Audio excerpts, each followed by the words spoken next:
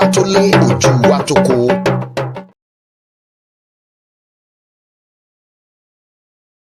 ẹ̀yin èèyàn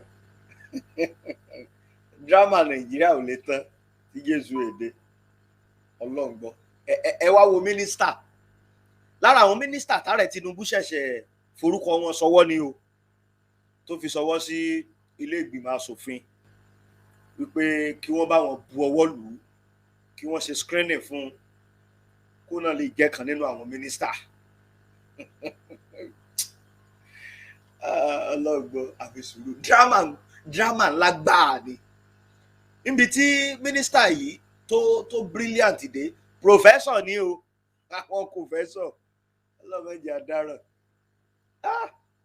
ẹ rí i pé every year àbí ọdún mẹ́rin tó bá ti fẹ́ yan mínísítà fífẹ́ ṣe kíni yẹn gbogbo drama yẹn ò lè má ṣe kíni kò lè má ṣẹlẹ̀ ẹ wá wo ẹni yìí sì ń tiẹ̀ ẹ wá wo iye ọdún tó lòún ṣe tán tó wọ primary school tó dẹ̀ sáré ṣe tán ó dẹ̀ tó wá ṣe tán ó tún wá gbà ní ọ̀pọ̀lọpọ̀ ọdún kó ṣẹ̀ṣẹ̀ tó wá continue sí secondary school ẹ wá ẹ̀yin náà wá wò ẹ mọ̀ wípé jókà làwọn people yìí ọlọ́ngbọ́ because you be wondering kákàtí àgbé ládùúrà àwọn èèyàn tó lọ́pọlọ kí lè rú eléyìí ṣé kò táwọn tó bẹ́ta ẹ má jẹun rojọ́ pọ̀ ọlọ́gbọ́ wà interesting mo fẹ́ kẹ́ ẹ wò because ẹ wá wò bá ṣe ń bí lọ́rọ̀ lẹ́yọ kọ̀ọ̀kan kẹ́ wá wo response kẹ́ wá gbọ́ nǹkan tó ń jáde lẹ́nu ẹni tó fẹ́ jẹ mínísítà wọ́n gbọ́ one chance ọlọ́kọ òyìnbó ni ẹ wá wo mínísítà yín mínísítà ó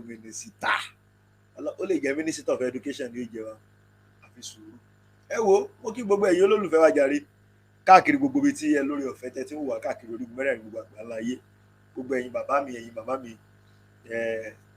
gbogbo yín pátá ni mo kí gbogbo ẹ̀yin ojú tuntun náà tẹ́ ṣe ń darapọ̀ for the first time lórí ìkànnì wa má gbàgbé láti subscribe sórí ìkànnì yìí tẹ́ bá ti subscribe tán ẹ tàn notification yín lẹ̀ tẹ́ bá ti tàn kíní tó dàbí bẹ́ẹ̀lì yẹn tẹ́ bá ti gbọ́ lé yóò gbé options tó pọ̀ wá all ibẹ̀ ní kẹ́ gbọ́ lé ẹ ti tàn notification lẹ̀ ní gbogbo program update tá a bá mú wá lóòrèkóòrè ní ẹ̀mọ̀ gbádùn. mo wá gbóṣùbà káre fún Dr. Lamaik àwọn ni wọ́n ṣètò yẹn wọ́n ẹgẹ́ tí wọ́n kó àwọn fọ́nrán yẹn jọ mo kàn fẹ́ káwa náà ká gbádùn ẹ̀ ni because ẹ mọ̀ pé gbà mí ìyẹn nídìí nǹkan téèyàn fi kú tẹ́ǹpà ẹ wá wò ọlọ́ngbó wà interesting ẹ bá mi share àìpẹ́ láwọn èèyàn o ẹ bá mi share àìpẹ́ láwọn èèyàn mọ̀rìwó lẹ́sìn rí egungun ṣe kí ni ó bọ̀ lọ́nà ẹ má jẹ́ dáyìn lágara jàre ẹ wá wo mínísítà tó bá sọ pé one of the best minister tí Nàìjíríà ó ní eléyìí máa jẹ́ kan lára wọn Mr. Lamaik ó yá jàre. àìrìn jìnnà òun là ìràbùkẹ́ ọ̀kẹ́rẹ́ orílẹ̀-èdè Nàìjíríà wọn yéé pààyàn lẹ́rìn-ín bẹ́ẹ̀ ni gbogbo ìgbà náà ń pa wá lẹ́rìn-ín gbogbo ìgbà náà ń yọ sí wa lọ́tún ọ̀tún mo kí yín káàbọ̀ sórí ètò alàgbà James Shalom ẹ ṣé gan ni ìyáàfin àbí bàbá mi Ọláyíwọlá Saidi mo kí yín ìyá mi Adéoyè Esther mo ti kí yín tẹ́lẹ̀ náà ẹ ṣé gan ni ẹ káàbọ̀ sórí ètò náà mo ń gbọ́ awuyewuye látàárọ̀ mo ní kí náà tiẹ̀ ń sọ bá lórí ẹ̀rọ ayélujára mo ní jẹ́ kémi náà lọ wo ni mo bá rí ni mo bá sọnù mo bá retí o àbí ṣe rántí ọ̀gbẹ́ni kan níbi ọdún mélòó sẹ́yìn wọ́n ń pè ní Senator Elisha Abo Senator Elisha Abo ó wá láti Adamawa North Senatorial District ó ń ṣojú Adamawa North Senatorial District now ẹ mọ̀ pé lẹ́nu ọjọ́ mẹ́ta wọ́n ní ààrẹ Tinubu ó ti kọrúkọ àwọn mínísítà tuntun tó fẹ́ lò ó ti fi ṣọwọ́ ránṣẹ́ sí àwọn ọmọlẹ́gbìmọ̀ asòfin wípé kán fọ̀rọ̀ wá wọn lẹ́nu wò kán ṣe àyẹ̀wò ara ohun tá à ń sọ nìyẹn bípìlẹ̀ bá ti bàjẹ́ kí ló lódodo fẹ́ ṣe wọ́n sì ní ìdálù níṣèlú àkọ́kọ́ náà gbogbo àwọn tó kóra wọn jọ àtẹni tó fẹ́ ṣàyẹ̀wò fún yàn àtààrẹ àtàwọn tó fẹ́ ṣàyẹ̀wò fún gbogbo wọn ọ̀rọ̀ wọn ní kọ́nukọ́họ ìwé ẹ̀rí gbogbo wọn ló nílò àyẹ̀wò tí ò sí àrídájú gbogbo ohun tó ní kálukú wọn sọ lákọ̀ọ́kọ́ náà ká kọ́kọ́ mọ̀ yẹn tàṣàlẹ̀ tó wẹ̀ tó yán kànkàn tó yege nu gbogbo wọn tàṣà ni òun lẹ́sẹ̀ rí i pé tí wọ́n ti ní lágbájá ìwé ẹ̀rí ò pé ilé ẹ̀kọ́ tó lóun lọ àárí díẹ̀ fi múlẹ̀ òun lẹ́rìí pé ọ̀pọ̀lọpọ̀ wọn ní jẹ́ ń sọ̀rọ̀ yẹn wọ́n gbè lẹ́yìn ẹ̀ tán ló ṣe nǹkan tí ò dáa yẹn nítorí pé nígbà tán bá ti mú ẹni yẹn wọ́n ń bọ̀ wá wo titi wọn náà wọ́n ò tu òǹjọ wájú ṣùgbọ́n tán bá dàrú tí wọ́n bá ti rẹ́ni yẹn mú wọ́n lè mọ ṣàpẹẹrẹ pé ṣèbí ń jọ́ sí gbà tó kan ti lágbájá ṣèbí ẹ̀ ṣe nǹkan kan sí wọ́n mú un tán ṣe ẹ rí i pé nígbà kan láyé Buhari àwọn èèyàn kan pariwo pé kò ní ìwé ẹ̀rí ilé ẹ̀kọ́ àkọ́bẹ̀rẹ̀ ọ̀pọ̀lọpọ̀ pariwo ẹ filẹ̀ tí òun ló máa kọ́kọ́ ṣerú ẹ̀ kínní kan ẹ rí i pé gbà tó di ti ààrẹ Tinubu náà ọ̀pọ̀lọpọ̀ ọmọ Yorùbá ní ṣóun ló máa kọ́kọ́ ṣe ni ṣèbí Buhari náà ṣerú ẹ̀ kílẹ̀ ṣe sí bọ́n ṣe máa ń ṣe nìyẹn. Nínú àwọn sínétọ̀ tuntun tí wọ́n wá ní wọ́n fẹ́ yàn yìí ó ní arákùnrin kan tó wá láti Benue ó tẹ̀ yà mí lẹ́nu wọ́n ní pòfẹ́sọ̀ ni wọ́n wọ́n ní wọ́n mọ̀ nípa water resources and water management mo ní àwa náà mọ̀ nímọ̀ díẹ̀ nínú ohun tó jọ mọ́ bẹ́ẹ̀ ẹ jẹ́ ń lọ wò kí ni bàbá yìí ó sọ tán bá fọ̀rọ̀ wá lẹ́nu wò. Àkọ́kọ́ náà alàgbà kan nínú àwọn sínétọ̀ ló kọ́kọ́ dìde pé ẹ jọ̀ọ́ mo ní ìbéèrè tí mo fẹ́ bi arákùnrin tó dúró níwájú wa ẹ̀ nípa ìwé ẹ̀rí wọn tí wọ́n kó kalẹ̀. Èmi máa ń wò ó ń bẹ́ẹ̀ ó má dàbí pé wọ́n ní wọ́n bí àwọn ní ọdún 1980 ẹ má dé o wọ́n bíyàn ní ọdún 1980 ọmọ tán bí ní 1980 ó wá lóun parí ilé ẹ̀kọ́ àkọ́bẹ̀rẹ̀ primary school òun ṣe common entrance òun ṣe àṣeyege ní 1989. He was born in 1980 and he sat for the common entrance in 1989 and passed. Tẹ́ bá ní kẹ́ ẹ gé kẹ́ ẹ wò dáadáa ó já sí pé ọmọ ọdún mẹ́ta ló lóun wà nígbà tó ti bẹ̀rẹ̀ ilé ẹ̀kọ́ àkọ́bẹ̀rẹ̀ ó bẹ̀rẹ̀ ọmọ ilé ẹ̀kọ́ àkọ́bẹ̀rẹ̀ primary school látọmọ ọdún mẹ́ta because ìyẹn ló máa gbé ìṣirò pé ó parí ní 1989 wá ṣẹ́wọ̀n pọ́tọ̀ ní kéèyàn ṣe àṣìṣe kó ní àṣìṣe ní kinní yẹn bóyá mi ò kọ́ dáadáa ni ìyá mi safety domain ẹ ṣé ẹ káàbọ̀ sórí ètò ọ̀tọ̀ ní kéèyàn ní mo ṣe àṣìṣe ní o kò ń ṣe bó ṣe rí nìyẹn ṣùgbọ́n kò jiyàn pé òun ṣe àṣìṣe o màá fi fọ́nrán yẹn sí àjọ wò ó mo mọ̀ pé gbogbo yín lẹ́rẹ̀ẹ́rìn tẹ́rìn ó pa yín kí ẹ tó lọ sùn láṣálẹ́ yìí mo ń pe àkíyèsí yín sírú àwọn èèyàn tí wọ́n kó jọ tí wọ́n ní wọ́n ń ṣe àkóso ìlú kí ni ó jẹ́ kí n máa mẹ́nu bà ọ̀rọ̀ yìí níbi tí ayé lajú dé yìí pẹ̀lú ọgbọ́n díẹ̀ tó wà lórí tèmi èmi nígbàgbọ́ pé ẹni tí ó ń bá ń wáṣẹ́ lọ àbí ẹni tó ń bá fẹ́ fún níṣẹ́ tó ń bá ní wọ́n pè ẹ́ pò ń bọ̀ fún interview wá ti gbáradì àbí bẹ́ẹ̀ kọ́ ni wá gbáradì wá múra bí ẹni tó fẹ́ lọ ṣe exam ni because everything depends on it bóyá wàá ríṣẹ́ yẹn gbà bóyá ò ní rí gbà then credentials ẹ wá bó bá jẹ́ pé o tiẹ̀ kó pamọ́ síbi tó jìn wá ti lọ wá gbogbo ẹ̀ wá kó sí tòsí tó bá ń rún gan tó bá ṣe é lọ wá wá bí wàá ṣe lọ tó máa smooth kán má sọ pé o ò ní ìtì lélẹ̀ tó já sí pé wàá ṣàkíyèsí gbogbo nǹkan tó yẹ kó ṣàkíyèsí wàá tó gbogbo ẹ̀ ìyẹn ẹ̀yin àtèmi tí a ṣe alákòóso fún ìlú tí a ṣe olórí fún ẹnikẹ́ni ṣùgbọ́n tá a jẹ́ alákòóso nínú ilé wa tá a jẹ́ alákòóso lórí ara wa a wo gbogbo nǹkan fínífíní wọ́n ní ìríni sí nìṣeni lọ́jọ́ àbí bàbá sì ṣe rìn òun la ṣe ń kó ni.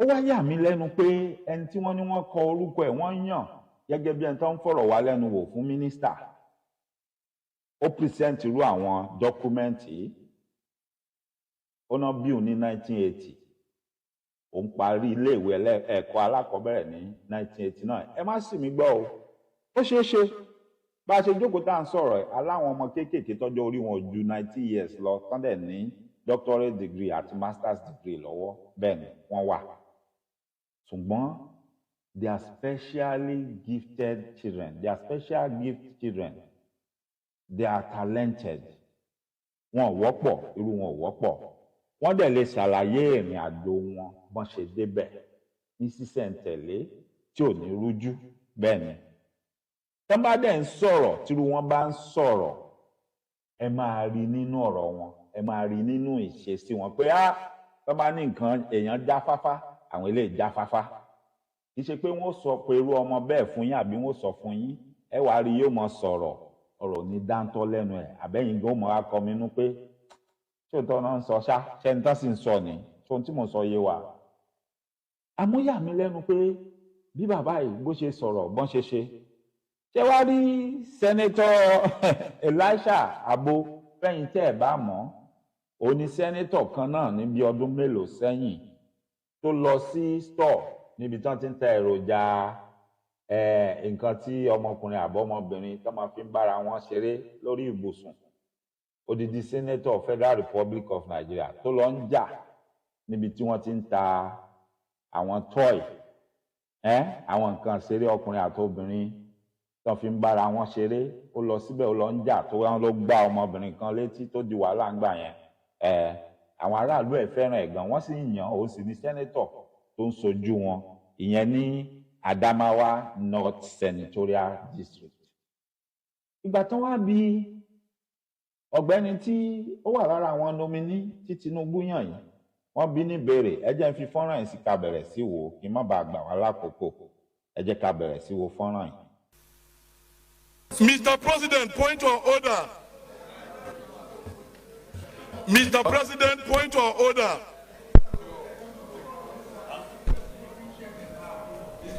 Mr. President, point of order. Senator.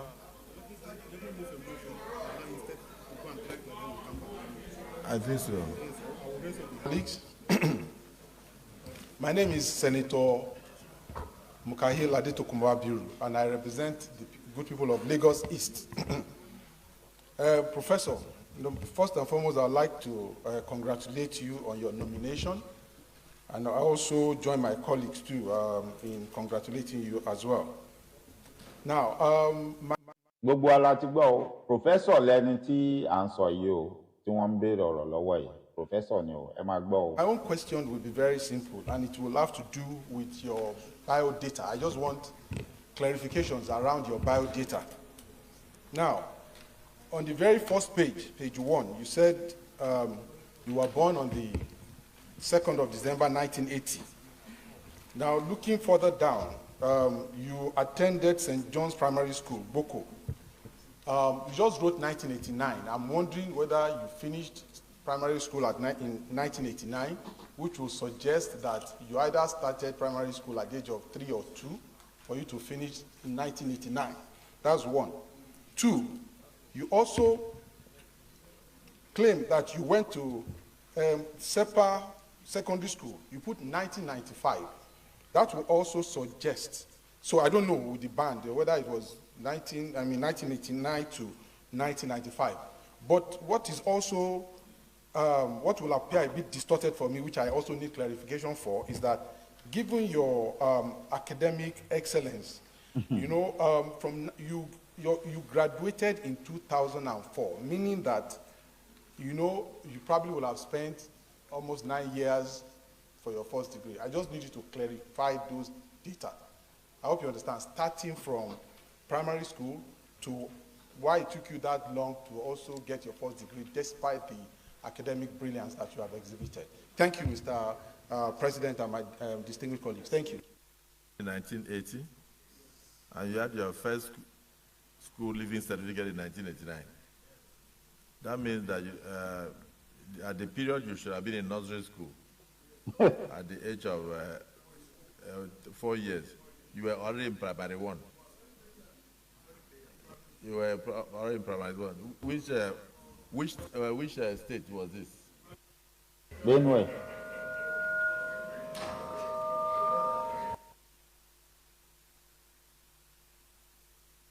Well, so the nominee was born in 1980, and the nominee graduated with first school leaving certificate in 1989. So the nominee is exceptionally brilliant. The nominee was 3 years old when he started his primary education. And he proceeded to do 6 years. He proceeded to do, the nominee started his primary education at the age of 3 and was able to finish 6 years later in 1989. And it's possible that the nominee was a classmate of Senator Abamoro. So let's hear from Senator Abamoro whether he also started his own primary school at the age of 3. Our nominee. Here is that senator, Senator Elisha Abo, representing Adamawa North. Senator Elisha Abo, representing Adamawa North. Most of you, if you don't know him, this is the same senator that went to a store where they sell wọn gbà mí láàyè kí n pè é bó ṣe jẹ́ lórí YouTube àbí Facebook àmọ́ fún mo mọ̀ pàgbàlagbà ní gbogbo wa táwọn ètò yìí tó ti ń ta nǹkan tí àwọn èèyàn máa fi ń bára wọn ṣeré ọkùnrin àti obìnrin odidi Senator Federal Republic of Nigeria kò sí nǹkan tó burú tó bá lọ bẹ̀ in his own privacy tí ò dẹ̀ exert power àbí authority pò ń jẹ́ senator nígbà tó lọ bẹ̀ tó fojú pamọ́ tó ṣe nǹkan tó fẹ́ ṣe tó fẹ́ kó bẹ̀ ṣùgbọ́n ohun tó burú ni pé ó lọ nù bẹ̀ kì í ṣe pé ó fira ẹ̀ hàn nìkan ó tún claim pé Senator Federal Republic of Nigeria lòun ó bà orílẹ̀-èdè lójú jẹ́ lákọ̀ọ́kọ́ ẹ̀kejì ó tún wá jà ń bẹ̀ ó jàjàngbìlà ó lu ọ̀dọ́mọdébìnrin tó ń ṣiṣẹ́ nínú store yẹn kàṣíà tó wà ń bẹ̀ ó lù ú olórí òfin pé ṣé kò mọ̀ pé Senator Federal Republic of Nigeria lòun so arákùnrin yẹn ni ẹ máa gbọ́ ohun tó sọ o ṣé mọ̀ pé nǹkan ni wọ́n fi ẹ̀sùn kàn ṣùgbọ́n wọ́n sọ pé bóyá ó lè bá wọn ṣàlàyé bọ́rọ̀ yẹn ṣe jẹ́ ẹ máa wo stupidity o ẹ máa wo ibi tí ọ̀bọ ti ń gbé ọ̀bọ gọ̀pẹ́ o ẹ máa wo ẹni tó fẹ́ sọ̀rọ̀ yìí pé àwọn wà extraordinarily brilliant so possible fún àwọn kan bírú òun báyìí kí àwọn lè achieve irú nǹkan tí wọ́n ń sọ yẹn bọ́ ẹ máa nínú ọ̀rọ̀ tó ń sọ gan ẹ ti rí how intelligent this stupid guy is ẹ ti rí irú àwọn èèyàn tí wọ́n kó jọ tí wọ́n ní pé kán máa ṣe kíni olórí kán máa darí tí ò bójú mu because under normal circumstances tí Yorùbá bá dá dúró kò sí nǹkan tó kàn mí pẹ̀lú ọkùnrin ará Adámáwá yìí nílùú afọ́jú olójú kan lọ́ba wọn so ó lè lọ́mọ ṣe ohun tó ń ṣe pẹ̀lú àwọn ará Adámáwá kò ní kàn mí mi ò ní rojọ́ mi ò ní complain ṣùgbọ́n nítorí pé òjò tó rọ̀ ó ti kó ẹyẹ lépọ̀ má dìyẹ onírú ẹni yóò mọ sọ̀rọ̀ tí wọ́n ní àwọn sẹ́nétọ̀ tó ń sojú wa nílé ìgbìmọ̀ asòfin ni ẹ gbọ́ ohun tó sọ. From Benue State. You see, some people don't understand certain things. To clear air of you going into finishing primary school or entering primary school at the age of 3, let me tell you a personal story. I sat for common entrance examination when I was in primary 3, and I won. You see, he won nítorí pé wrestling match ní common entrance. He sat for common entrance while he was in primary 3 and he won nítorí pé wrestling match ni. Ẹ jọ̀ọ́ ṣóyìnbó tó ń sọ gan ṣó correct? Is everything he's showing or portraying right now tells you that this man is intelligent? Ṣé nídìí láti máa wádìí ẹ̀ kiri pé this guy is only lying and that's what most of them do. But these are the same people. Ẹ mọ̀ pé ọ̀rọ̀ yẹn ò bá má tẹ̀ gbàbẹ̀ yẹn lọ ká ní ó kàn sọ̀rọ̀ kò tún máa brag kó máa lérí pé òun wà extraordinarily intelligent. Ẹni tó wà intelligent tó sì ń sóyìnbó tó lọ ń sit for common entrance òun sì I won. Do you win? when you sit and write an examination, or you passed, or you come out with distinction, or in flying colors. Now, don't get me wrong, èdè òyìnbó ò ń ṣèdè ilẹ̀ bàbá wa. And that is why we kept telling these people, ẹ pín kínní kó ní kálukú máa lọ́n lọ ẹ̀ kí kálukú lè lọ máa sọ èdè ẹ̀ ká dẹ̀ máa fi dé wa ká máa fi kàwé ká dẹ̀ máa fi kọ́ra wa nítorí pé yóò ṣe wá láǹfààní. Tá bá ń fi èdè wa tá fi ń kọ́ra wa tá fi ń ṣe gbogbo nǹkan yóò yà yín lẹ́nu pé ẹ ra àwọn ọmọ yín tí wọ́n máa ṣe ọkọ̀ bẹ́ẹ̀ ni wọ́n sọkọ̀ ojú omi wọ́n ṣe submarine wọ́n ṣe eléyìí tó ń fò lófurufú oríṣiríṣi nǹkan wọ́n ṣe torí tí a bá ń fi èdè elédè kọ́ wọn tí ò yé wọn dáadáa tán dẹ̀ sì lè ṣe àwọn ìwọ̀nba nǹkan tí wọ́n lè ṣe ní ìsìn. I can tell you pé they will do better, far better, if we can all endeavour to go our separate ways and everybody start speaking their own lingua franca. Rí a lot of achievements tó máa wáyé. But ohun tí mò ń gbìyànjú àti sọ fún agbègbè ẹ gbọ́ òyìnbó tó sọ ẹ gbọ́ gbogbo ohun tó sọ ẹ rí bó ṣe bragado tó dìde tó kápárù tó ní ẹ jẹ́ ń sọ fún yín kò yí ẹ̀yin kan ni àwa kan wà agbárí wa ń hó yeyeye ni tó jẹ́ pé àmọ́ kò lè yí ẹ̀yin kan nítorí pé ẹ̀yin ò nírú agbárí yẹn. Ẹ wá wẹ́n tó ń sọ fún wa pé òun lágbárí ẹ gbọ́ òyìnbó tó ń jáde lẹ́nu ẹ̀ ẹ gbọ́ ohun tó ń sọ ẹ gbá pèjúwe tó ń ṣe. Ṣé yẹn gan ò ti fara hàn pé irọ́ ló ń pa? He sat for the common entrance when he was in primary 3 and he won. He won. He did not pass. He did not come out in flying colors. He won. He won the common entrance. Ó la common entrance mọ́lẹ̀. Ó bàjá rẹ́sìnì ó sì là mọ́lẹ̀. Because he's extraordinarily brilliant. Is more intelligent than you and I. Now, ẹni tí wọ́n sì ń bi lọ́rọ̀ gangan ẹni tá jẹrẹ ọ̀rọ̀ sí mọ́ lórí nígbà tí yẹn náà bá sọ̀rọ̀ àti gbogbo ohun tó ń sọ ẹ ti máa rírú àpèjúwe irú àwọn èèyàn tí wọ́n ń kó jọ tí wọ́n ní kán wá máa ṣolórí kán wá máa darí ìlú. Àwọn tó fẹ́ ṣètò bí ẹ ṣe rómi mu nìyẹn o tẹ máa ní good pipe borne water. Ẹni tí ò lè organize resume for this kind of interview. You want to be a minister, you cannot put your stuff in order.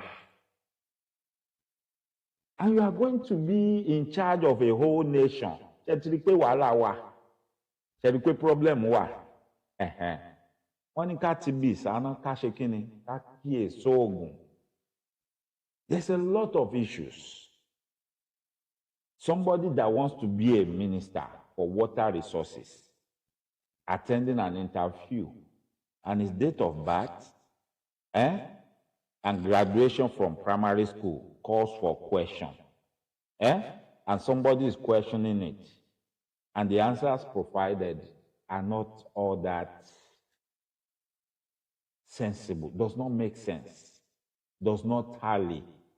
Even when he started speaking, when they asked him some questions like, okay, what will you do in this situation? We have this, we have that. Even the answers he gave, trust me, I can do better than that. Even if I was the one, when they call him and he couldn't, and he gave his answer, if they say, Dr. Mike, do you have a contrary opinion?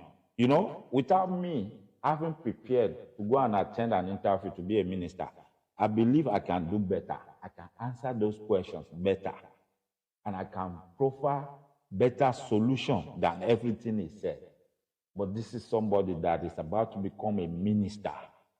So, don't expect anything good from these people. Don't let anybody tell you to have any false hope on these people. It's just business as usual. Nothing is changing. Nothing is going to change. The only solution is for them to dissolve that country and let everybody go their separate ways, amicably. Because I was exceptionally brilliant, I passed. It's all the same. Winning and passing are all the same. It's not the same, my brother. So the question of you interim primary school at the age of 3 did not arise. But when did you finish? And at what level did you start for your common interest exam? You may be like me, exceptionally brilliant. So, we have cleared that because you are on national television. I don't want people to go home thinking that your integrity is being called to question. You are a professor in this country and have done exceptionally well for the university to make you a professor. Now my question is this.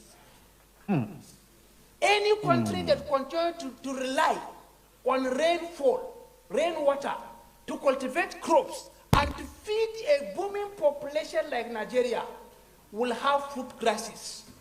When you talk of insecurity, the most dangerous insecurity is food insecurity. When there's no food, there will be insecurity. Shegbo, these are the people that will tell you it's because there is poverty. That's why you have Boko Haram. That is why you have Fulani kidnappers. Àwọn ọmọ ìyá Kẹsẹ́tì tí ìyá Kẹsẹ́tì kó wá láti ìlú wọn tí wọ́n jọ ń da ilẹ̀ Yorùbá rú tó ń gbèjà wọn tó ní àwọn náà perfect kò sí nǹkan kan tó ń ṣe tó rọ́ǹgì kíkẹ́ gbẹnu yín dákẹ́. Ara àwọn tí wọ́n wà nílé ìgbìmọ̀ asòfin tó ń sojú fún wọn ní ẹ̀rí ibi tó gbé ọ̀rọ̀ lọ ó nítorí pé òjò nìkan ni tí kọ́ńtì bá rí láìlé òjò nìkan kò sí omi tó tó láti pèsè nǹkan ọ̀gbìn ó nígbà tí ò bá wá sóúnjẹ security ó mẹ́hẹ̀ ẹjọ́ kí ni security ní ṣe pẹ̀lú yẹn tí oníkálukú bá tẹpá ẹ̀ mọ́ṣẹ́ tó gbájúmọ́ṣẹ́ tó wá nǹkan tí ó jẹ tí ó mu tó fọwọ́ rẹ̀ ṣiṣẹ́ kí ló ní ṣe pẹ̀lú security kò jọra wọn àwọn èèyàn tó ń sojú gbogbo wa àtẹ̀mí àtẹ̀yìn because àríbidà wọ́n sí truth must be told àwọn tó ń sojú wa nínú ilé ìgbìmọ̀ asòfin irú èrò tó wà lọ́kàn wọn irú èèyàn tí wọ́n jẹ́ àti iṣẹ́ tí wọ́n ń ṣe bí wọ́n ṣe ṣe tìlú ó dáa òun lẹ̀ ń gbọ́ lẹ́nu wọn yìí. A hungry man is an angry man.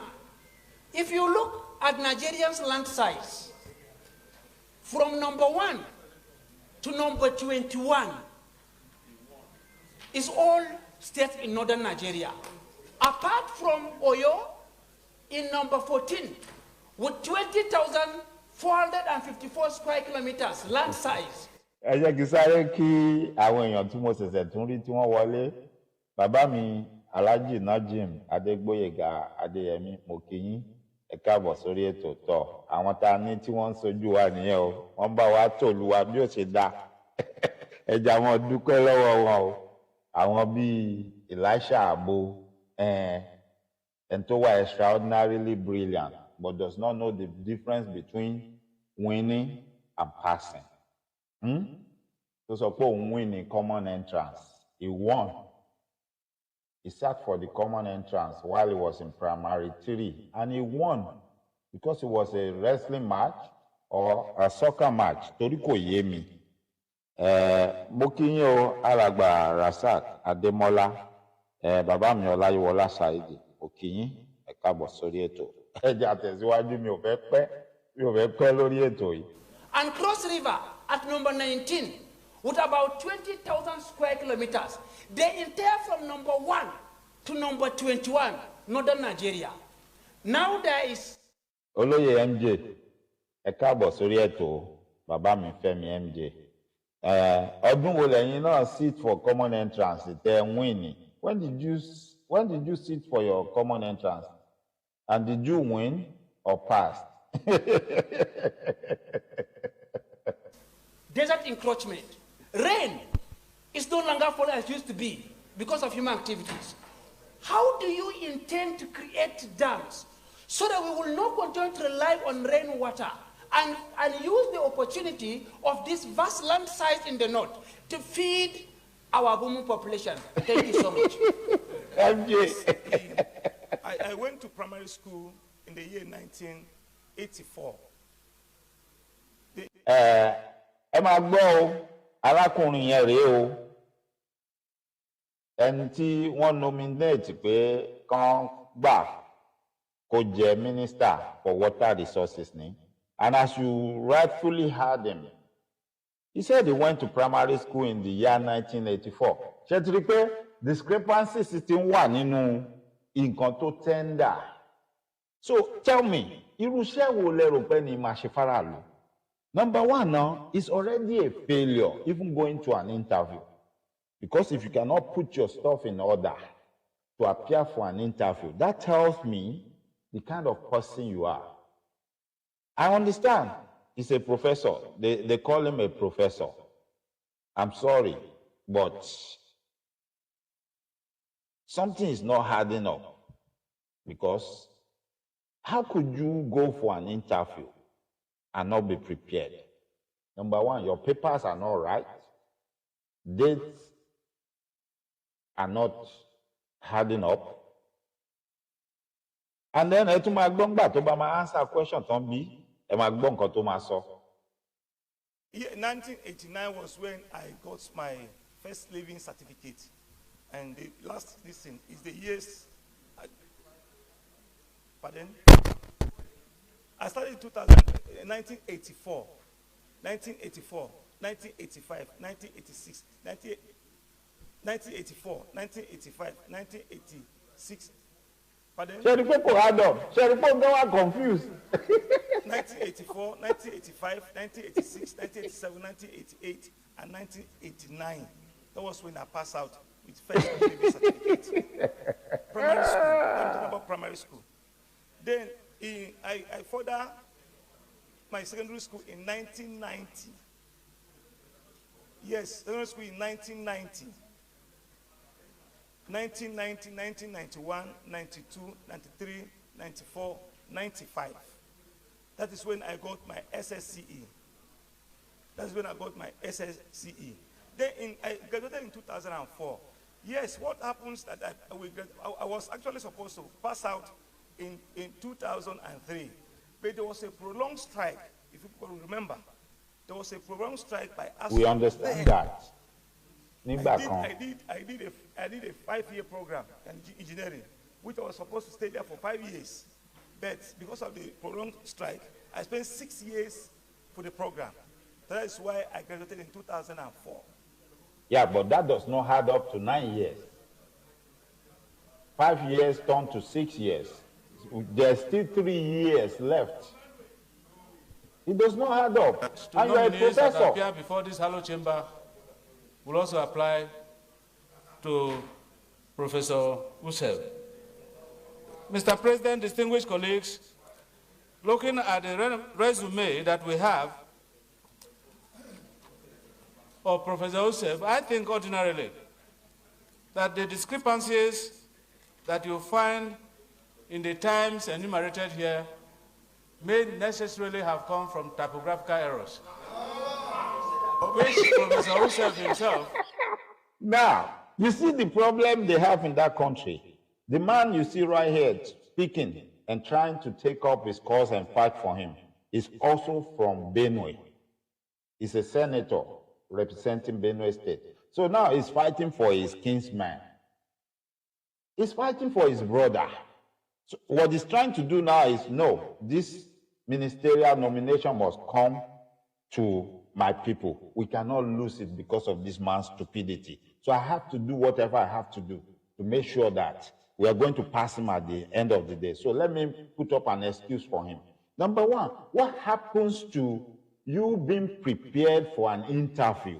If you and I understand the importance of attending an interview and making sure that we are adequately prepared and ready,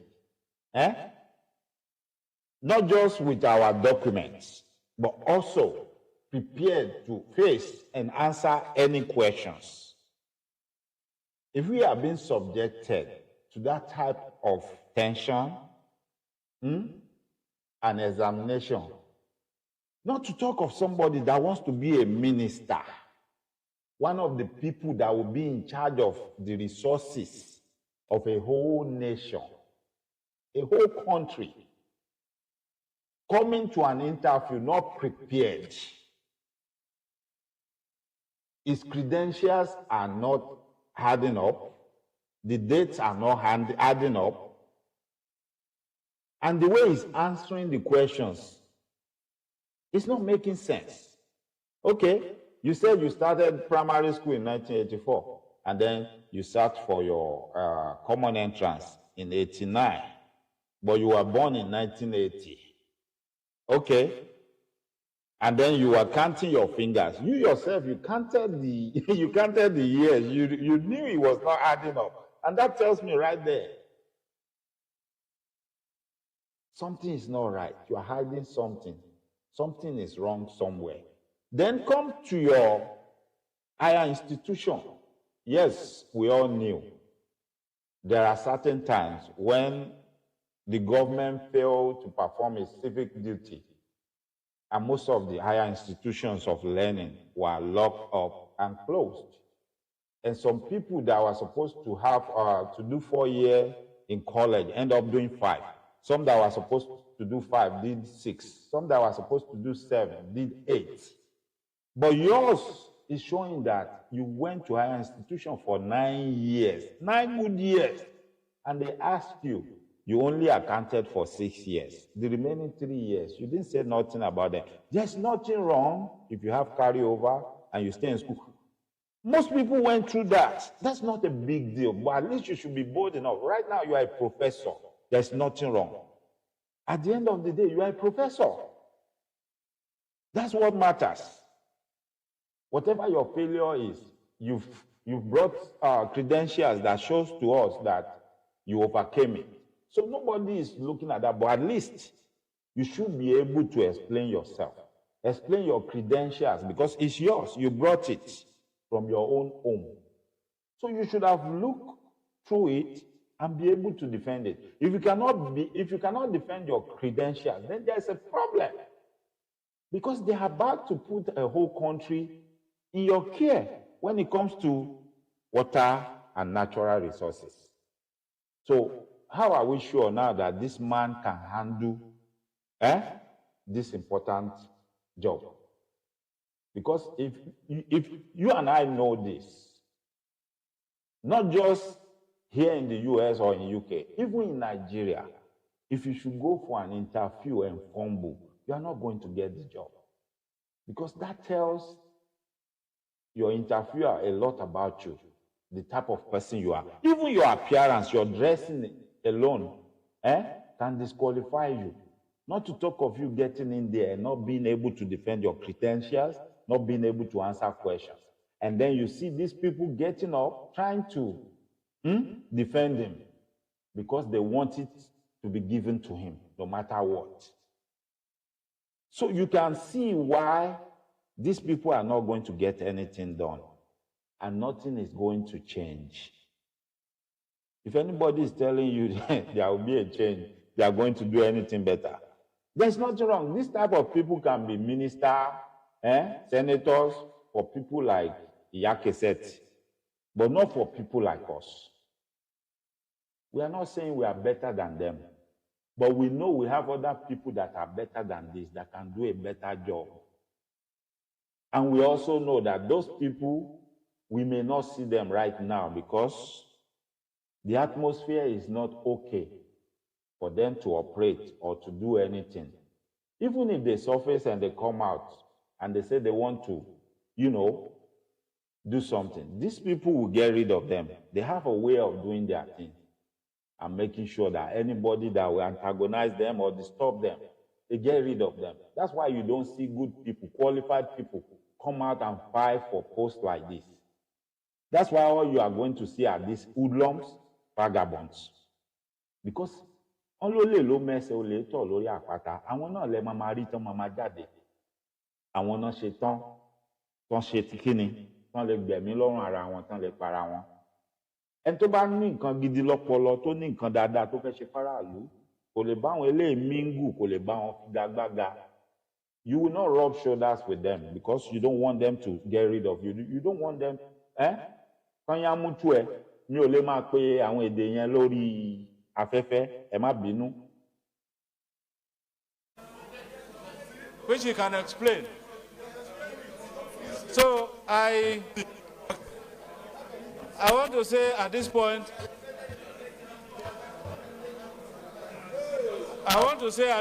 therefore, Now, records don't lie. Records don't lie. And if you look at what we have here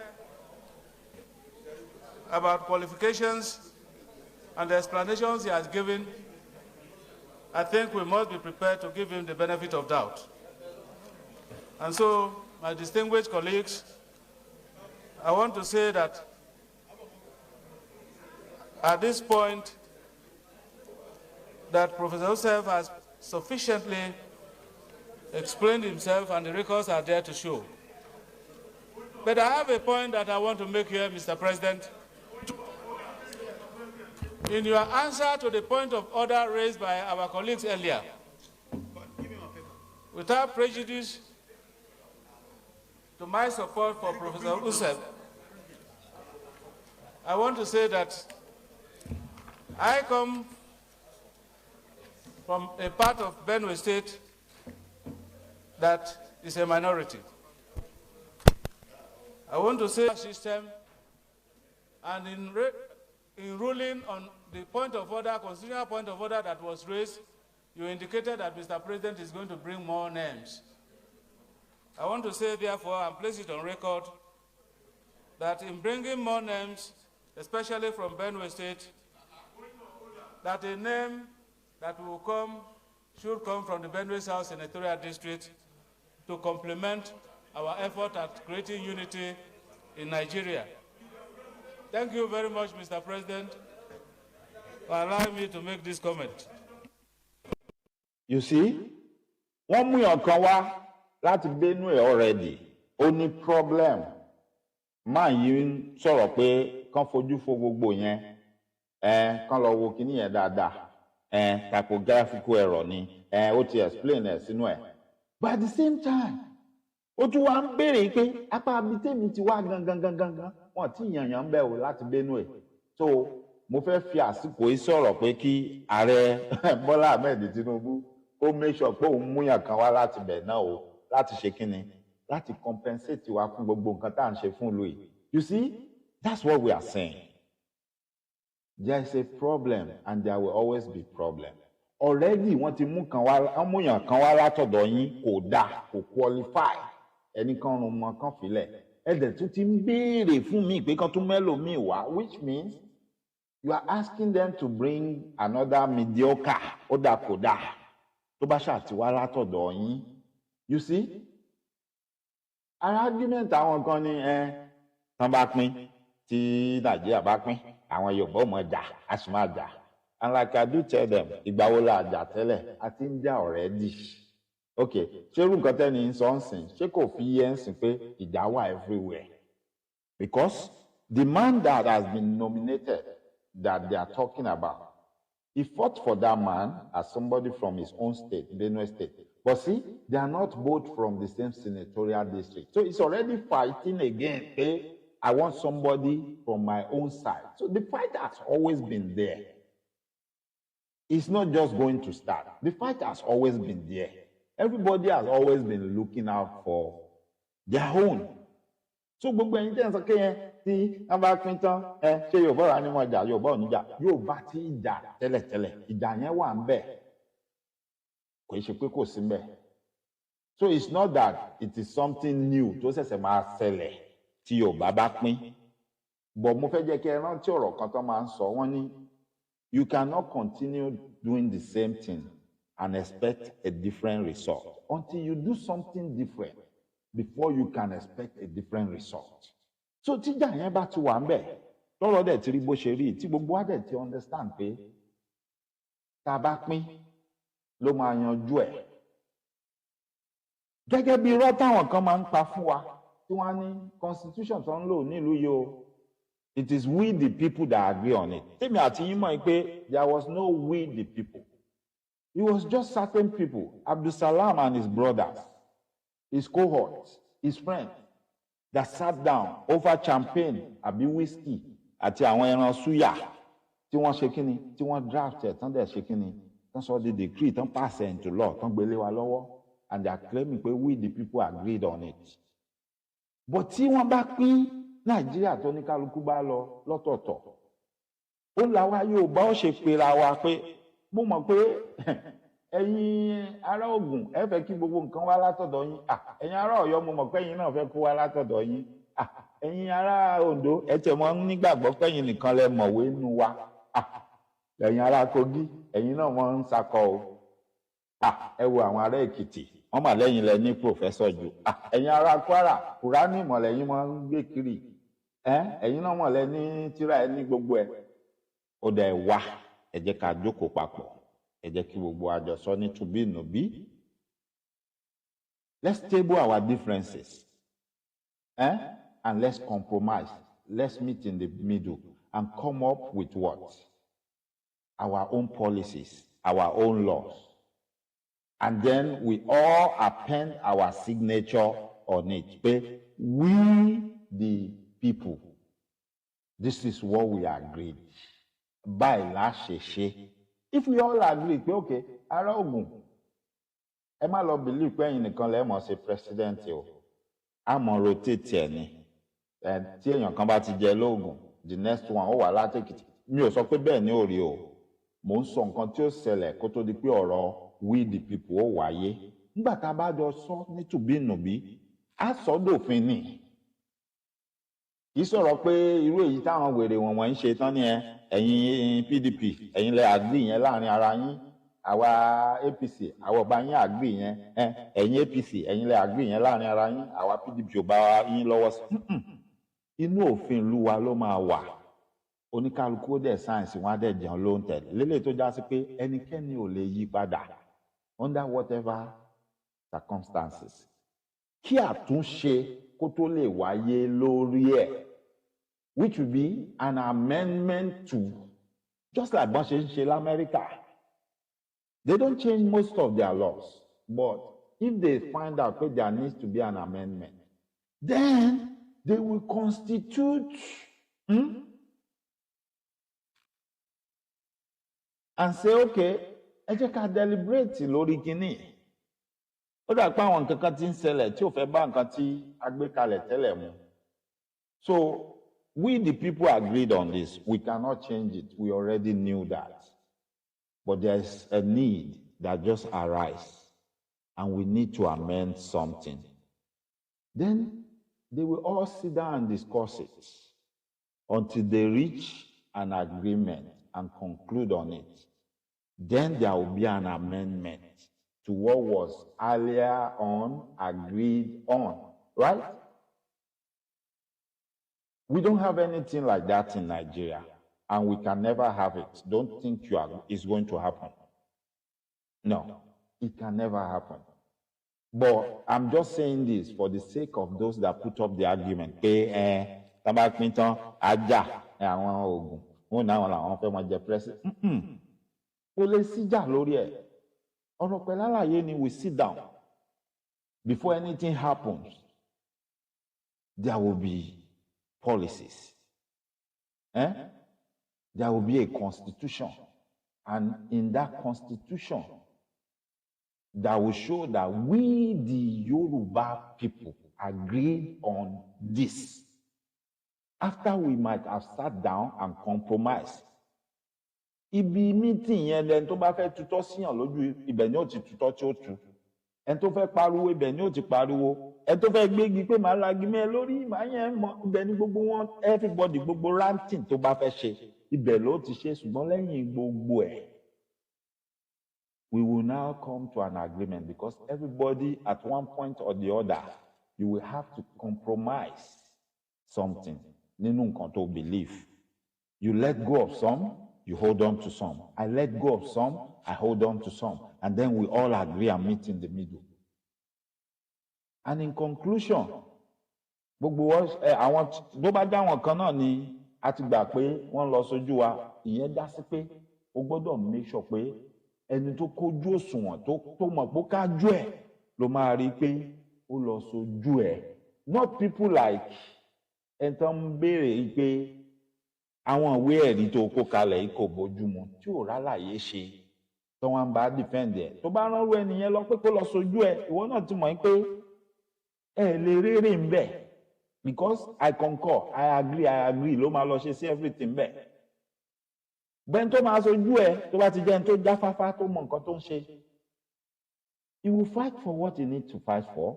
He will let go of what could be let go of. Tí ò ní pa yín lára. But tó náà máa mọ̀ pé this is reasonable. Nítorí pé tàbá la fẹ́ di kíní mu ànígbà àní relax. Ó máa pa àwọn ẹni lára.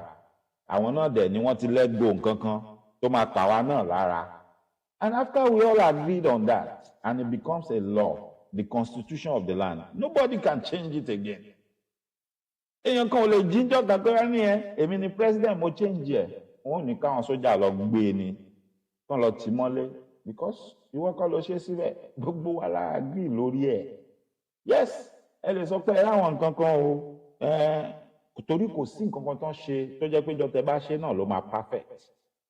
There's possibility along the line. You have to make amendment, which means an individual cannot make that amendment. A single person cannot do it. Just certain group of people cannot do it. It will have to go through the same process till we, the people, agree. But this process now is not to change what we, the people, agreed on, but to amend something that is having a negative impact on some of us or all of us. Just like báwọn kan ṣe nígbàgbọ́ sí pé àwa la ní ìlú kan o, ẹnìkan kan ò lè wá ṣẹ̀sìn kankan bí àwa nìkan ni. Tó bá jẹ́ pé inú òfin ìlú ló wà, ibẹ̀ làwọn kan á ti rí pé okay, this calls for attention because we need to let these people know pé no, èèyàn kan ìjà wá dé o, gbogbo wa la jọ nílùú o. Òfin àgbáyé ò dẹ̀ fàyè gba ẹnikẹ́ni láti sọ pé kẹ́nìkan má ṣe ẹ̀sìn tó bá wù ú. Níwọ̀n bá àgbà tí ò bá ti wá sẹ́nu ọ̀nà lé ẹ, tí ò wá bí tó ti ń ṣe ẹ̀sìn tiẹ̀, ó yá, tó bá jẹ́ pé irú ẹ̀ wà ní òfin wa, then we need to have an amendment to that. Ó yá, ẹ jẹ́ aṣàgbéyẹ̀wò ẹ̀.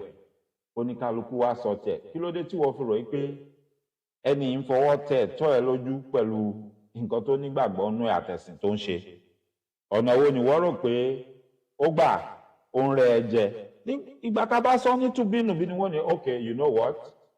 Ó dà gbófin tí àfọwọ́sí ńgbà tá a agree with the people yìí, a consider kínní nígbà yẹn, but now we have to consider it.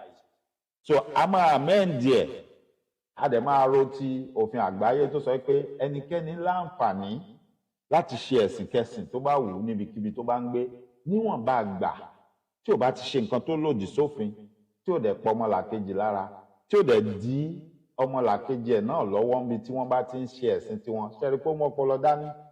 Tí gbogbo ẹ̀yin tẹ́ ń pariwo tábà pín àjà kíní kan, ẹ̀ ń tanra yín ni.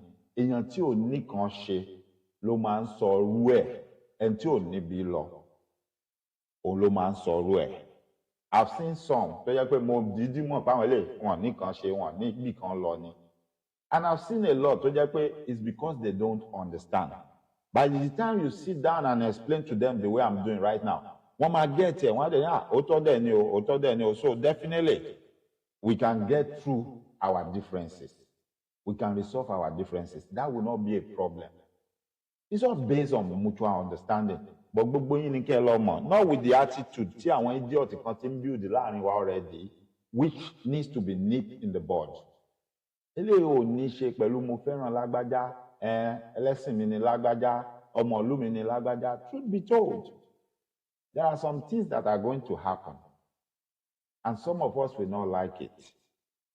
I'm not afraid to say it anytime. You see, if because of what I'm saying, telling you the truth, how things should be and how things will be, if you want to hate me and not be my friend anymore, that's fine with me. I don't have any problem with that, because I've never in my life looked for anybody to validate me.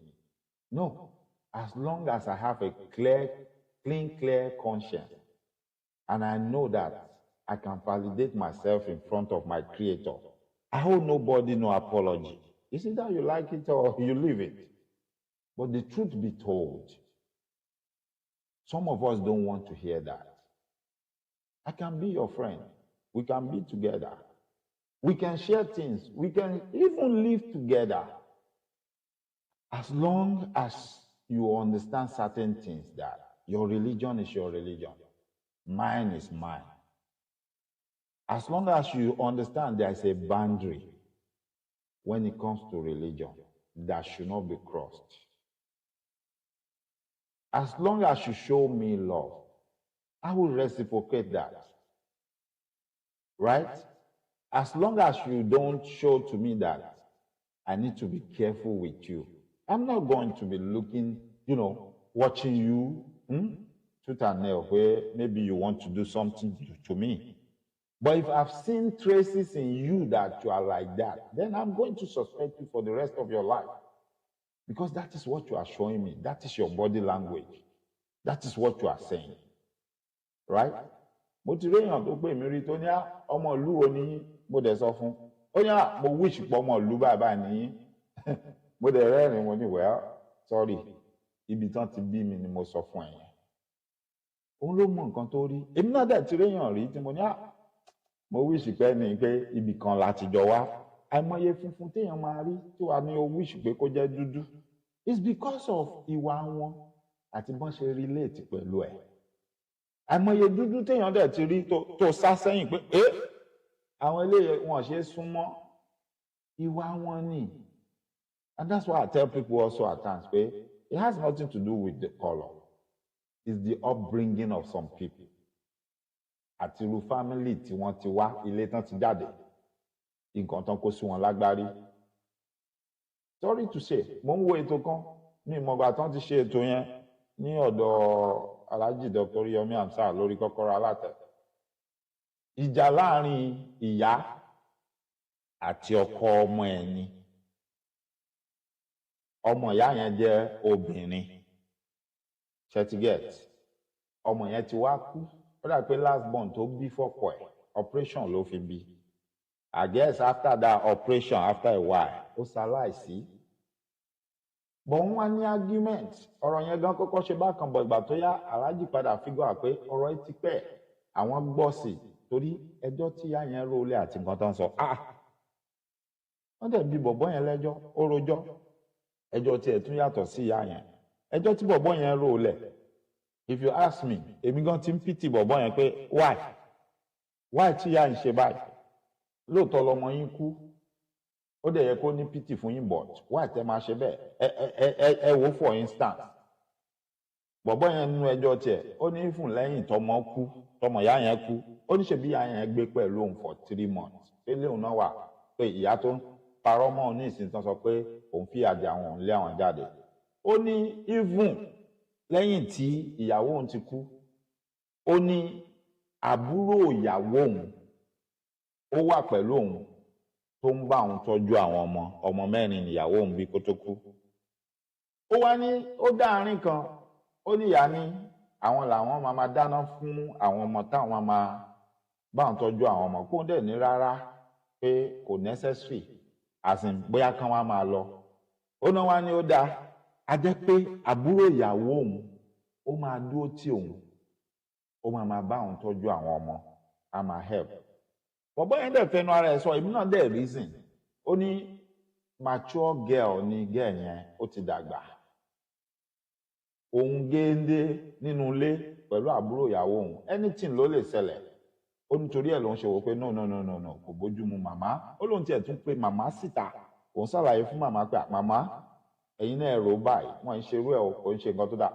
Tí àgbàlagbà lẹ́ni ó ti mature, ọlọ́mọdé àrí láburú, lóòótọ́ ó ṣeé ṣe. Ṣẹ̀wárí ọkọ yẹn mùsùlùmí ni òun. Ìyàwó ó wá láti ìdílé màmá rẹ̀ Christian ni wọ́n. Bọ̀ ìgbà tọ́kọ ẹ̀ ti fẹ́, ó ti di Muslim. Ṣẹ̀tígẹ̀tì báyìí. So bọ̀ ọkọ lòun wá sọ fún yàrá yẹn pé even though ẹ̀sìn tóun ṣe ó fàyè gbà tí yàrá yẹn bá fínú fíndọ̀ tó bá fún un ní ọmọ ẹ̀ tó jẹ́ àbúrò ìyàwó òun tó kú tó dẹ̀ tẹ́ òun lọ́rùn pé ẹ̀sìn fàyè gbà. Ṣùgbọ́n òun ò tiẹ̀ fẹ́ anything like that. Òun sọ fún màmá pé no, ẹ má já wọn ṣe bẹ́ẹ̀. So èmi gan mo ti ń dá màmá yẹn lẹ́bi sínú pé ìkíni ìyá ìwà ń bá wà bọ̀bọ̀ ìfà wàhálà fún. Bọ̀ létà ńgbà tí ìyá máa sọ̀rọ̀, mi nítàn yín èmi ti yín tó tọ́ mi ò ní gbè lẹ́yìn ẹnì kankan. mo padà rí pé ọ̀rọ̀ ẹ̀sìn ló ń fàjà láàrin àwọn méjèèjì. Because the guy doesn't have any problem letting that woman have the last born, láti lọ máa tọ́jú. But he doesn't want to do that because he believes that woman is going to raise that child as a Christian, and he doesn't want that. To the extent he was saying pé òun prefer kó lọ gbé àwọn ọmọ yẹn fún other family member mama, because the rest of the family member mama yẹn Muslim làwọn, torí pé Muslim family nìyá yẹn náà ti jáde. Ó dàbí pé ìyá yẹn náà fẹ́ ọkọ náà di Christian. Ṣẹ́tìrì bá ṣe rí ilẹ̀ Yorùbá nìyẹn o, káwọn wèrè kan tó dé kan tó máa náà fẹ́ máa da àárín wa rú, àwọn fẹ́ máa da nǹkan rú, pé wèrè làwọn, àwọn máa lè àbíkú Fúlàní tán kó sáàrin wa, wọn tó láwọn fẹ́ máa da àárín wa rú. Tẹ́lẹ̀tẹ́lẹ̀ nobody cares. You can be a Christian and go and marry a Muslim. Nobody cares. That's your choice. You can be a Muslim and go and marry a Christian. Ìwọ fún ní ìtẹ́lọ́rùn tẹ́ bá ti lè jọ gbé lálàáfíà tọrọ yín yẹra yín kó tó di pé àwọn ọmọ àlè tán bí sáàrin wa wọ́n wá ń dàgbà, àwọn lẹ́rí tí wọ́n ń dá wà lálẹ́, àwọn lẹ́rí tán. So irú ìyá yẹn ń sìn, ó ṣàmọ̀ pé Muslim ni bọ̀bọ́ yẹn kó tó fọmọ ẹlẹ́fun kó fẹ́, right? Bọ̀bọ́ yẹn náà rí ìyá yẹn ní Christian kó tó fẹ́ ọmọ ẹ̀, wọ́n dẹ̀ jọ ń ṣe tí ò sí jà, right? Bó ní ìsìn ọ̀rọ̀ ti débi pé kò fẹ́ gbé ọmọ yẹn lẹ̀ fún ìyá because he believes pé wọ́n máa lọ raise ọmọ yẹn as a Christian. He would rather pé kí àwọn family ìyá yẹn tí wọ́n jẹ́ Muslim kó ń fi ọmọ yẹn lẹ̀ fún wọn dáa kó ń gbọ́ ọmọ yẹn fún ìyá. Ibi tíjà wọn wà gangan nìyẹn, bọ̀ gbogbo ẹjọ́ tí wọ́n ń rò wọ́n wá ń parọ́ mọ́ra wọn. Ìyá ní bọ̀bọ́ yẹn ló pa ọmọ òun, ó fọmọ òun ṣoògùn owó ní Ṣẹ́tìrì. And kò sí nǹkan méjì tó fa ìjà wọn tó fi di pé wọ́n wá ń parọ́ mọ́ra wọn lórí rédíò tí gbogbo ayé ń gbọ́ ju pé wọ́n ń jàjà ẹ̀sìn. Ìjà ẹ̀sìn ni wọ́n jà débẹ̀. Ẹ̀yin tẹ́ ti kọ́kọ́ fẹ́ràn ara yín, tẹ́ fọmọ fúnra yín, tẹ́ gbọ́ ọmọ lọ́wọ́ ara yín. Gbọ̀ngbà tó wá yá, ohun tó so yín pọ̀ kò wá síbẹ̀ mọ́, ọmọ yẹn ti kú. Ẹ wá bẹ̀rẹ̀ ìjà nítorí ọmọ tó bí gbẹ̀yìn tó bílẹ̀, torí pé ẹ fẹ́ choose religion fọmọ yẹn. At the end of the day, tẹ́ bá train ọmọ yẹn in any religion, either ẹ bring it up pé kó jẹ́ àfáà Mùsùlùmí, àbí ìyá yẹn ló gbé lọ bring it up pé kó jẹ́ wòlíì onígbàgbọ́. Tọ́mọ yẹn bá dàgbà tó bá choose to be oníṣẹ̀ṣe, kí lẹ̀yin méjèèjì fẹ́ ṣe, kí lẹ fẹ́ dà? Kí ni Dáúdà yín fẹ́ dà fọ́lọ́run? Kí ni Dáfídì yín fẹ́ dà fọ́lọ́run? Ṣé para yín ni? Ẹ lè para yín, torí tọ́mọ yẹn bá dàgbà, òun ló máa choose nǹkan tó wù at the end of the day. It don't matter anything tó wù kẹ́ sọ fún àbí kẹ́ ṣe fún. Tó bá dàgbà tó bá fi pé nǹkan tí mo rí ó tún yàtọ̀ sí nǹkan tó sọ fún mi, eléyìí ló tẹ́ mi lọ́rùn àbẹ́lẹ̀ mò ń fẹ́. Èmi tí mo jókòó yìí, àìmọye àwọn ọ̀rẹ́ mi ní primary school. Mo máa ń sọ̀rọ̀ yẹn láàrin àwọn èèyàn tí bá rántí màá kàn rẹ́rìn. Ní primary school, àìmọye àwọn ọ̀rẹ́ mi nígbà yẹn. Yẹ mọ̀ pé a máa ń ṣe àwọn kíláàsì kan, IRK, Islamic Religious Knowledge, CRK, Christian Religious Knowledge, right? Tó bá ti di táìmù yẹn ṣọ̀wọ́n pé tán bá lu aago, a ti mọ kíláàsì tó ní kálukú ń lọ. Ó lè jẹ́ kíláàsì tí wọ́n wà, ibẹ̀ náà ti ń ṣe CRK. Ó jẹ́ kíláàsì tó tẹ̀lé ni wọ́n ti ṣe IRK, which means tán bá ti lu aago, tán sọ pé it's time for religious knowledge. Àwọn tó bá jẹ́ Muslim nínú kíláàsì yẹn, wọ́n á dìde, wọ́n á gbéwèé wọn, wọ́n á lọ sí kíláàsì tí wọ́n ti ṣe IRK. Tó bá dẹ̀ jẹ́ àwọn tó jẹ́ Christian ló yẹ kán dìde, kán lọ síbi tí wọ́n ti ṣe CRK, wọ́n á dìde, wọ́n á fún àwọn tó jẹ́ Muslim lẹ̀. Oníkálukú á lọ kíláàsì ẹ̀, á lọ ṣe kíláàsì ẹ̀. Meanwhile, gbogbo àjọ wa nínú kíláàsì wọ́n pín wa, àjọ jòkó ni, right? Nobody cares. Ọmọdé kí ló kàn wọ́n? Nobody knows who's a Muslim, who's a Christian. By your name, I may know you are a Muslim or Christian. But that don't matter to us. Ọmọdé ni wá, ọ̀rẹ́ ni wá, gòsílẹ̀ tó kàn wá, right? But tó bá di táàmù yẹn, oníkálukú máa separate, á lọ ṣe ẹ̀sìn tiẹ̀. Mo wá máa ń notice ọ̀pọ̀ nínú àwọn tí wọ́n jẹ́ orúkọ Muslim ni wọ́n ń jẹ́. Wọ́n wá máa wá sínú ibi táwa ti ń ṣe CRK. A tètè mọ̀ kí ló ń fà á because a máa ń wò gà ṣé lágbájá ẹ ti di Christian lẹ́yìn ni a ní ibi ṣáà lòun fẹ́ wà kíláàsì lòun fẹ́ ṣe àjọ pàtẹ́wọ́, àjọ kọ chorus, àjọ jó, àjọ ṣe. Ẹ̀yin tẹ́ bá jẹ́ mùsùlùmí tẹ́ bá ń gbọ́, ẹ má bínú o, kì í ṣe pé mo fi ṣẹ̀fẹ̀ àbí mo fi bá nǹkan jẹ́. Òótọ́ ọ̀rọ̀ ohun tó ṣẹlẹ̀ tí mo rí, tí mo witness ni mò ń sọ. Mo dẹ̀ fẹ́ ká kẹ́kọ̀ọ́ ńbẹ̀ ni. So kì í ṣe pé bóyá ìbàjẹ́ àbẹ́ni, kì í dẹ̀ ṣe pé mo fẹ́ sọ̀rọ̀ àlùfàǹsá, no. Ara rírí tèmi láti kékeré ni mò ń sọ. Ìlọrin sì ní iléèwé tí mo lọ tí mò ń sọ yìí, ibẹ̀ ló wà. Kódà ẹgbẹ́ yídì nílọrin, new yídì, ẹgbẹ́ bẹ̀ ní primary school tèmi ti padà parí, ẹgbẹ́ bẹ̀ ló wà. It used to be where they have circular hotels. Inú ibi tó ń kọ́ circular hotels sí nísìn, ibẹ̀ ni school mi wà. But ìgbà tó ń fẹ́ expand the circular hotels, ẹni tó ralẹ̀ yẹn tó ní circular hotel ló wá lọ tú school yẹn kọ́ sí opposite yídì. Ìwọ tó bá dẹ̀ mọ̀ yídì lọ́rin dáadáa, tó ń kékeré tó dé yídì gan, St. James primary school àwọn CAC, òun lẹ máa kàn, tẹ bá kó mẹ́tàn lẹ máa kàn yídì grand. Opposite St. James yẹn, òun ni Wesley wà, Wesley lèmi lọ. So kẹ́ lè mọ̀ pé mo mọ̀ nǹkan tí mò ń sọ dáadáa. Now, tá a bá ń wò wọ́n pé lágbájá, ebi Muslim ní ẹ kí ló wá bí kí ló ń ṣe ń bí. Àjọ kọrin ni, àjọ jó ni, àdẹ̀jọ ṣe CRK ni. Tó bá yá, àwọn màlímù máa wọ́n wá sọ fáwọn CRK teacher wa pé kí wọ́n lé àwọn tó jẹ́ Muslim yẹn pé kán sọ fún wọn kán máa wá ṣe. But what I notice, ṣé àwọn pọ́mọdé tá a bá ń sọ̀rọ̀ láàrin ara wa, ohun tó ń sọ fún wa ni pé ìdí tí wọ́n fi fẹ́ lọ ni pé àwọn ọmọ kéwù yẹn wọ́n á dẹ̀ nà wọ́n lẹ́gba. Ẹgba tán dẹ̀ fẹ́ na àwọn yẹn làwọn ń sá fún. But àwọn lójú tiwọn wọ́n ti wá gbọ́n nìyẹn láti escape. Ẹ wo, bàbá wà nílé, ìyá wà nílé o. They are trying to bring them up as Muslims. But ẹ wo ìgbà tó ọmọdé school, ọmọ decide ó ti ń ṣe nǹkan míì. Tí ò bá já àwọn màlímù yẹn àtàwọn tíṣà CRK yẹn tó máa ń sọ ní tùbínùbí tó fi wá di pé àwọn tíṣà CRK yẹn á wá lé wọn jáde pé Abdullahi kí ló ń ṣe mẹ́yẹn? No, you are a Muslim. Lọ bá CRK tíṣà yín máa lọ síbẹ̀. Tó bá fẹ́ máa ṣe CRK, jẹ́ kí bàbá ẹ̀ wá kan wá mú ẹ wá pé CRK ló fẹ́ máa ṣe. You see, wọ́n sọ ní tùbínùbí wọ́n jọ tó. Because that CRK teacher might as well say pé kí wá ló kàn mí bẹ́ẹ̀, kíláàsì tọmọ fẹ́ jókòó sí ló jókòó sí yẹn. Bó torí kó má bàa mú jà wá, wọ́n sọ ní tùbínùbí, wọ́n mọ bá ṣe sọ láàrin ara wọn. Tó yanjú ẹ̀ pé ok, ìwọ tó bá mọ̀ pé nǹkan tó fẹ́ máa ṣe ní páwọn òbí ẹ̀ fẹjọ́ fọwọ́ sí táàdẹ̀ mọ̀ ẹ́ ní Christian tó jorúkọ Christian, wà ní láti jẹ́ kó bí ẹ tẹ̀lé ẹ wá kán wá confirm ẹ̀. But that doesn't mean pé àwọn ọmọ yẹn máa end up as Christian or Muslim. Àmọye ẹni tí mo mọ̀ tó máa sọ pé school táwọn lọ school church ni Christian lónìí, àwọn ń ka Bible, àwọn ń kọrin lórí line, àwọn ń jó. But they are lónìí tèmi àti yín sọ̀rọ̀ àfáà ni wọ́n, they are Muslim. Ìyẹn ò sọ wọ́n they are Muslim.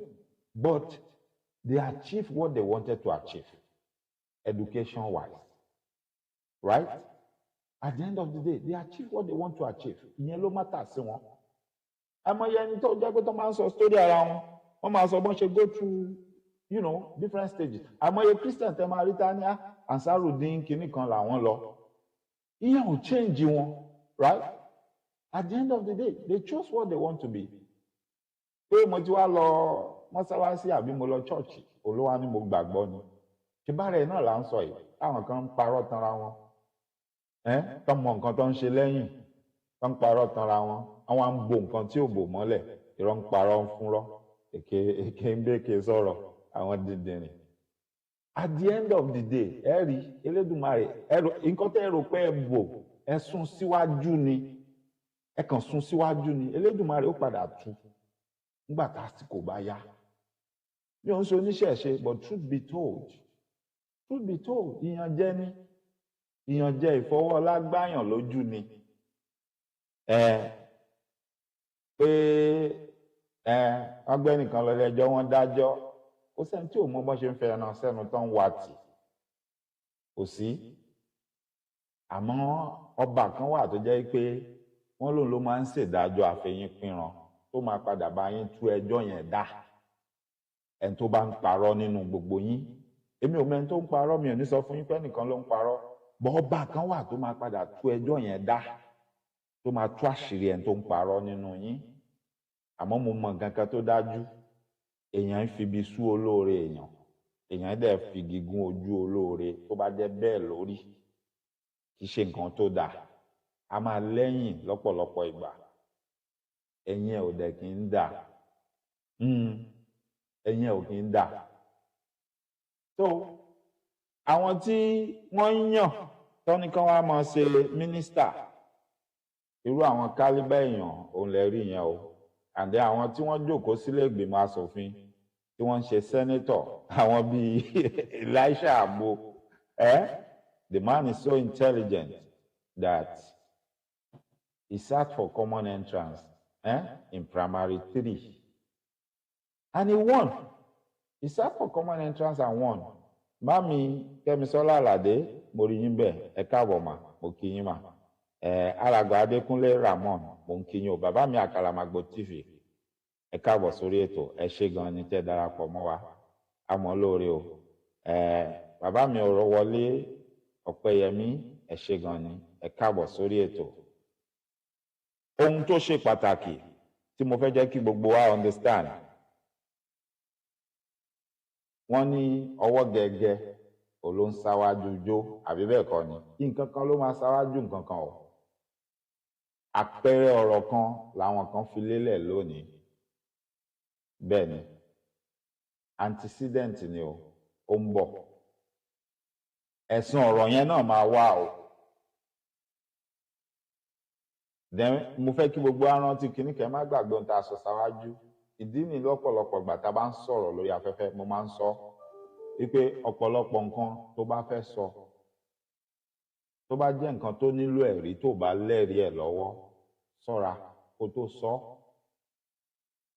ó lè má parọ́ ó lè jó òótọ́ ló sọ ṣùgbọ́n nítorí pé ò ní ẹ̀rí ẹ̀ tó fi díẹ̀ múlẹ̀ lọ́wọ́ kọ́lọ̀ má jẹ́ ó sọ̀yàn dèrò ẹ̀wọ̀n òun lèèyàn ṣe ní láti ṣọ́ra tó bá tiẹ̀ fẹ́ sọ tó bá yẹ kó gbọ́ bí kan tó bá yà wọ́n sọ pé he was alleged ẹjọ́ yẹn ṣe é rò nílé ẹjọ́ dáadáa èmi kọ́ mo sọ ọ́ mi ò dẹ̀ sọ pé bẹ́ẹ̀ lórí mo ní wọ́n allege ni you see kò síbi tán fẹ́ gbé gbà ó dàbó wọn kan lọ́mọ kó fádájọ́ ara bí tí mo ti mọ̀ pé ọ̀rọ̀ dájọ́ yẹn ní bákan nú ni ìgbà tí mo tiẹ̀ tó ti ń gbọ́ tán náà ní kán lọ mú ẹni tó rìkọ́ọ̀dù kínní yẹn náà kí ló kan tẹ́ni tó rìkọ́ọ̀dù wọ́n béèrè information lọ́wọ́ èèyàn pé kí lẹ ní ó ṣẹlẹ̀ kí lẹ lẹ́mọ̀ ìyá yẹn ló sọ̀rọ̀ if the person that was reporting is a journalist he has not done anything wrong the woman said she had some information and she revealed it so ẹ̀ṣẹ̀ wo ni ẹni tó rìkọ́ọ̀dù fídíò ẹ̀ṣẹ̀ wo ló ṣẹ̀ except tẹ́ bá lè proof fún wa pé ẹni yẹn ló ní kó parọ́ mọ́ ẹni tí wọ́n dárúkọ ó yẹ ọmọ tó ń sunkún ó yẹ ìyá ẹ̀ tó ń rẹ̀ dákẹ́ because up till now mi ò tí ì rí kẹ́ tọ́ka àbí kẹ́ múyàn kan jáde pé ẹni tó rán ìyá yẹn ní pé kó wá parọ́ mọ́ lágbájá tẹ̀dẹ̀ ń sọ yìí ó nìkan kọ́ ló wà nínú ọ̀rọ̀ yẹn àwọn tó wà nínú ẹ̀ pọ̀ ó ṣe jẹ́ lágbájá yẹn nìkan ni ẹni yẹn wá dárúkọ kò sẹ́ni tí ò mọ ká fẹ́ràn sẹ́nu káwa tì níjọ́ kínní àná tí ọlọ́pàá pè gbogbo àwọn èèyàn wọ̀nyí tí wọ́n pè wọ́n jókòó tí wọ́n ń sọ̀rọ̀ kí ló sún wọn dé ọ̀dọ̀ ọlọ́pàá ṣèbéèyàn kan ló wà aggressive tó lọ bá àwọn kan níbi tí wọ́n ti ń ṣe tiwọn tí àwọn yẹn bá ṣe bíi titi yín tó bá yarí ń jọ yẹn pé kọ́lọ́pàá ti ẹnìyẹn mọ́lé ẹ mọ̀ sọ pé èèyàn tí ò dáa ni wọ́n ẹ láláì dáa ni wọ́n pé àwọn ò dáa àbí wọn ṣe bẹ́ẹ̀ wọ́n jẹ́ kán bá yín sọ ní tòbínùbí pé kán parí ẹ̀ kí ní kálukú máa lọ ẹ̀yin wá lọ di pàǹpá wọ́n ń ṣe bẹ́ẹ̀ kò dáa bẹ́ẹ̀ àmọ́ tó bá jẹ́ lórí òótọ́ lẹ ṣe lé lórí o èmi ò dá yín lẹ́bi o mi ò dá yín lẹ́bi o tó bá jẹ́ lórí òótọ́ lẹ ṣe lé lórí tó dá yín lójú tọkàn yín sì balẹ̀ pé lórí òótọ́ lẹ ṣe ẹ wọlé lọ ẹ lọ sùn ẹ wò ẹ mọ mí kẹ mọ rẹ́rìn kẹ mọ yọ̀ àmọ́ tó bá jẹ́ lórí irọ́ lẹ ṣe lé lórí Elédùmarè á tún tú ẹjọ́ yẹn dá ohun tó dá mi lójú ni Elédùmarè á tún tú dá bó ṣe yẹ àti bó ṣe tọ́ Elédùmarè á tún dá títí tèèyàn nìyẹn títí yín nìyẹn tó bá jẹ́ pé kì í ṣe lórí òótọ́ ni ìdájọ́ yẹn yes mo lè sọ̀rọ̀ kí n yí padà kí ní kò rí bẹ́ẹ̀ mọ́ if I'm being forced àbí tí n bá rí i pé kò sọ́nà àbáyọ yes ó possible ara nǹkan tí Yorùbá ń pè ní mọ̀jà mọ̀sálà máa kíkanjú lógun nìyẹn yes but he who fights and run away lives to fight another day àbí nígbà tí o bá ti kú sógun àkọ́kọ́ yẹn yóò padà tújà ẹ̀jà ńjọ́ kan òjò nìkan kọ́ ló máa ń léèyàn wá bí ahéré o ìrọ̀rọ̀ àwọn àgbà ní o òjò nìkan kọ́ ló ń léèyàn wá bí ahéré nǹkan míì náà wà tó tún máa ń léèyàn wá bí ahéré àmọ́ Ọlọ́run ò ní jẹ́ kẹ́nikẹ́ni nínú wa ká ro ohunkóhun tí ó lé wa kiri àtòjò àti nǹkan míì o Ọlọ́run ò ní jẹ́ kí kankan ṣẹlẹ̀ sí wa ń bẹ̀ ìwọ sàmí kó gbé mi níwọ̀nba àgbà tínú ẹ̀ bá ti mọ́ tó ṣàbòsí síyàn tó ṣe láìdáa tó báyàn di pàǹpá láti fìyà jẹyàn ẹ sàmí ti yín kẹ́ gbé mi àmọ́ tó bá ti di pàǹpá mọ́ọ̀yàn tó ti ṣàbòsí tó ti ṣiṣẹ́ láabi tẹ́jọ́ fìyà jẹun tí ò yẹ kó jìyà mọ́ sàmí o torí pé ní ó jẹ́ lórí ẹni tó bá ṣerú ẹ̀ ègún ni ó jẹ́ fún ọ bọ́ bá sàmí bẹ́ẹ̀ ni ẹni tí ó bá mọ̀ pé òun ò ṣe láabi nìkan ni kó sàmí ṣáájú àmì bọ́ bá ṣe láabi bọ́ bá sàmí sí ìdàkejì ẹ̀ ló ń sàmí sí bẹ́ẹ̀ ni àmọ́ ó yé gbogbo wa ó yé ọmọ tó ń sunkún ó yé ìyá ẹ̀ tó ń rẹ̀ dákẹ́ wájú ọ̀rọ̀ ni gbogbo wa mọ̀ kò sẹ́ni tó mọ̀ gbẹ̀yìn ọ̀rọ̀ ó tẹ̀lé yà mí lẹ́nu ná tẹ́ bá ti ń ṣe fúnra yín láàrin ara yín tó wáì tẹ́ bá ṣe fara àtà tó máa wá jọ ẹnikẹ́ni lójú ìṣe tuntun lọ́dọ̀ tàwa kan àmọ́ bó ṣe ń lọ àmọ́ bẹ́ẹ̀ ṣe ń ṣe àmọ́ bó ṣe ń lọ àmọ́ bẹ́ẹ̀ ṣe ń ṣe Elédùmarè á dáàbò bo gbogbo wa Ọlọ́run á dá wa sí ojú gbogbo wa ní òjọ́ ṣe ẹnìkan kan ò ní sá lọ fẹ́ nìkan kan a sì padà sọ̀rọ̀ ara wa tí ó jọ yéra wa a padà yanjú ẹ̀ tí ó jọ yéra wa tí ò ní síjà tí ò ní sásọ̀ tó ní kálukú mọ̀ pé bó ṣe tọ́ bó ṣe yẹ ní bó ṣe yẹ kó mọ rí nì. ẹ̀yin èèyàn mi mo rí i pé ojú ọjọ́ ti lọ ẹnu ohun tí mo kàn ní kí n sáré sọ lásàálẹ̀ ni màá wá máa fẹ́ eléyìí dágbére fún wa màá máa kí gbogbo wa pé ẹ ṣé gan tẹ́ darapọ̀ mọ́ mi lórí ètò lásàálẹ̀ yìí mo mọ̀ lóore o mo dúpẹ́ lọ́wọ́ yín mo wá ń ṣe ládùúrà fún gbogbo yín pé iná ò ní tán wọ yín o ọwọ́ yín ò ní kàn sàlẹ̀ àpò láṣẹ Èdùmàrè ẹ bá ti ń tá báyìí ẹ bá ti ń lù ú yóò mọ̀ dún fún yín ni àpamọ́wọ́ owó àtàjèrè ọjà o ẹ ní fọwọ́ yín gbọ́mọ sí o wọn ò ní rùkú wọlé yín wọn sì ní rùkú jáde àtẹ̀mí náà o ó rí fún mi gẹ́gẹ́ bí èrò mi fún yín gbogbo àdúrà gbogbo òre tí mo ṣe fún yín lásàálẹ̀ yìí ó mọ jẹ́ ti tèmi náà nítorí pé ọlá àánú kan ni mo fi ń ṣe é k'Elédùmarè kó wá pín gbogbo wa lẹ́san gẹ́gẹ́ bí iṣẹ́ ọwọ́ wa wọ́n ní àrígiṣẹ́gi tó bá ṣẹ́gi orí ara ẹ̀ ló fi ń gbé gbogbo ẹnikẹ́ni tó bá ro tèmi àtẹ̀yìn tó bá rò níbi àbí tó bá ṣe láabi sí wa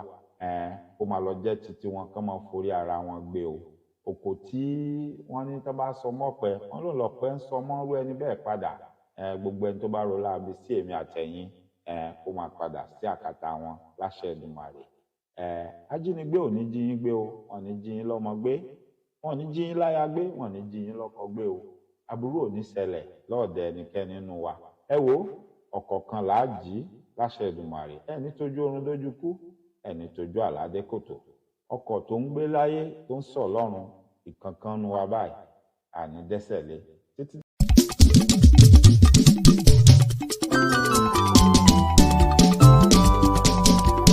Àràbà tẹlifíṣàn ni ó online tv tàráyé ń gbọ́ Àràbà tẹlifíṣàn ni ó online tv táwọn ayé ń wo ẹ̀tún gbẹ̀kẹ̀ ń gbọ́ Àràbà tẹlifíṣàn ni ó wọ́n gbọ́ káàkiri online tv tàráyé ń gbọ́ Àràbà tẹlifíṣàn ni ó online tv àwọn ayé ń wo àní bó jẹ́ ti ká pèdé àsìkò bó jẹ́ ti ká kàròyìn bó ṣe lọ o káàkiri àgbáyé ọ̀gá ni wọ́n o láwùjọ sọ̀rọ̀sọ̀rọ̀ kíkẹ́ olóbùrò ọjọ́ tẹ́ yẹ́kẹ́yẹ́ àní nílùú London wọ́n ń gbọ́ wa àní lamẹ́ríkà o wọ́n ń gbọ́ wa ní gbogbo Yúróòpù pátá wọ́n ń gbọ́ wa ọmọ Yorùbá ní diaspora wọ́n ń gbọ́ wa ojú wa tó lé ojú wa tó kó ọjà tábà tún wá polówó láráyé fẹ́ràn. Àràbà tẹlifíṣàn ni